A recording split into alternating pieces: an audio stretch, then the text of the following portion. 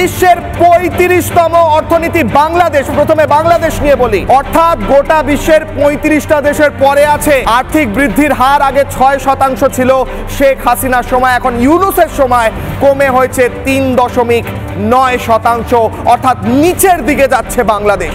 চরম দারিদ্র্যের হার আগে ছিল ৭%, এখন বেড়ে হয়েছে ৯.৩%। গত এক বছরে ১.৫ থেকে ২% চরম দারিদ্র্যের হার বেড়ে গিয়েছে এই দেশে, এবং বিশ্বের ৩৫তম জায়গায় থাকা এই দেশটি এখন ভারতের শরণাপন্ন হওয়া ছাড়া আর কোন উপায় দেখছে না। কারণ বাকি আর কে সাহায্য করবে একে?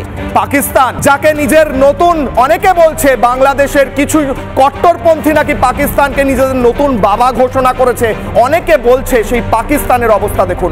বাংলাদেশের চেয়েও নিচে বিশ্বের ৪৪তম অর্থনীতি পাকিস্তান। লজ্জা হওয়া উচিত। আর্থিক বৃদ্ধির হার যেখানে ভারতে ৮%, ৭%, সেখানে পাকিস্তানের অর্থনৈতিক বৃদ্ধির হার ২.৬৮%, এবং সেটা কমছে প্রতি বছর, প্রতি মাসে কমছে এই শাহবাজ শরীফের এই কট্টরবাদী সন্ত্রাসবাদী দেশ। চরম দারিদ্র্য, দেশে চরম দারিদ্র্যের সংখ্যা ১৬.৫।